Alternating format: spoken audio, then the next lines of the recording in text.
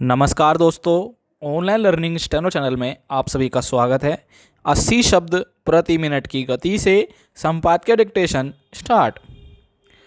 स्वर कोकिला लता मंगेशकर के निधन पर देश और उसके बाहर उमड़ा भावनाओं का ज्वार बताता है कि लोग उनसे कितना प्यार करते थे और उनके प्रति कितना गहरा सम्मान रखते थे। वह सही मायने में इस उप महाद्वीप की सबसे लोकप्रिय गायिका थी। पाकिस्तान, बांग्लादेश, नेपाल आदि देशों के शासन अध्यक्षों व सरकारों के शोक संदेश बताते हैं कि उनकी लोकप्रियता ने कितनी दूरी तय की थी।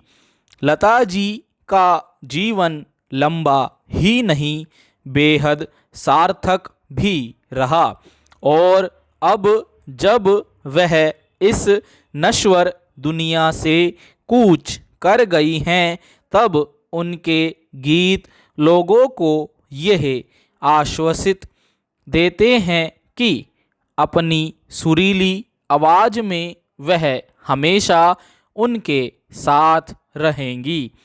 पिछले महीने कोविड संक्रमण की चपेट में आने के बाद से वह बीमार चल रही थी और रविवार सुबह उन्होंने आखिरी सांस ली।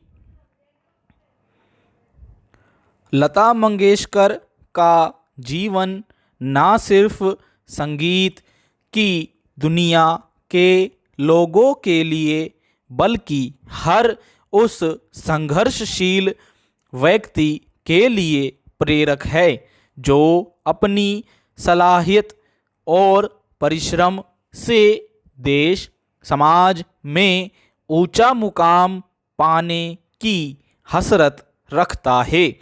शुरुआती जिंदगी में लता जी को काफ़ी संघर्ष करना पड़ा था।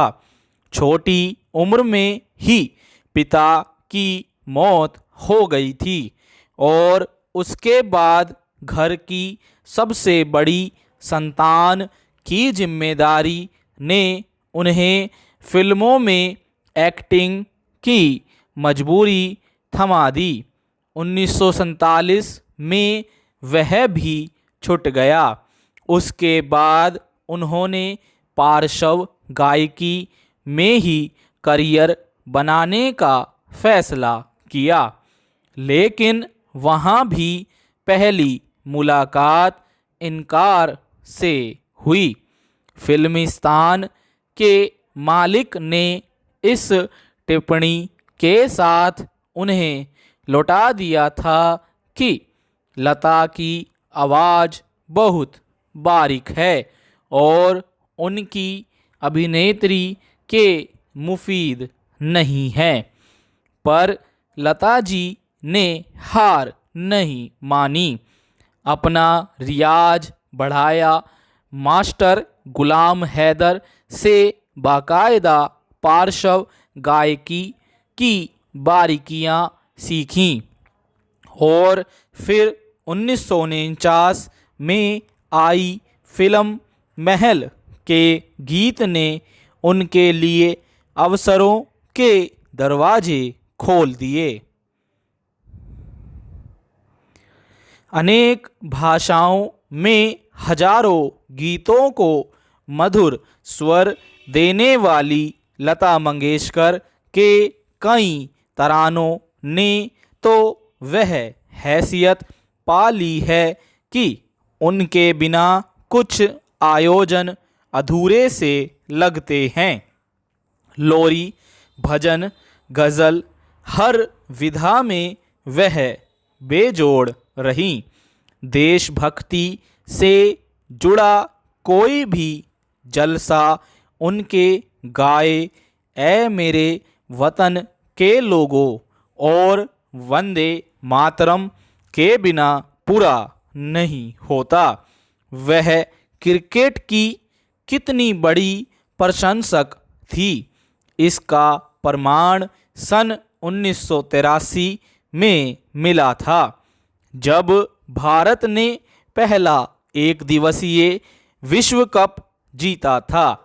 लता जी ने विजेता खिलाड़ियों की आर्थिक मदद की खातिर एक संगीत कार्यक्रम के लिए हुलसकर हामी भरी थी। उस जलसे में उन्होंने व अभिनेता दिलीप कुमार ने भारतीय क्रिकेटरों की शान में जो कुछ कहा वह किसी तरन्नुम से कम ना था। लता जी को मिलने वाले पुरस्कारों का आलम यह रहा कि एक वक्त उन्हें स्वयं अनुरोध करना पड़ा कि वह अब ट्रॉफी स्वीकार नहीं कर सकती। नए कलाकारों का हौसला बढ़ाया जाना चाहिए। भारतीय संगीत की सेवा और देश की प्रतिष्ठा बढ़ाने में उनके अप्रतिम योगदान को तमाम सरकारों ने सराहा और वह कई विशिष्ट नागरिक अलंकरणों से नवाजी गईं। साल 2001 में उन्हें भारत रत्न से सम्मानित किया गया था।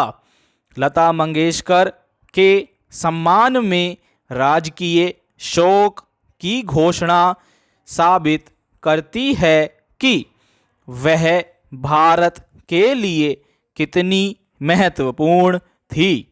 संगीत के जरिए दुनिया भर में भारतीयता का परचम बुलंद करने वाली इस महान कलाकार को हमारी श्रद्धांजलि। स्टॉप। दोस्तों, आपको हमारी डिक्टेशन कैसी लगी कमेंट बॉक्स में अपने सुझाव जरूर दें। अगर आप हमारे चैनल पर नए हैं तो चैनल को सब्सक्राइब करना ना भूलें। धन्यवाद। मिलते हैं अगली वीडियो में।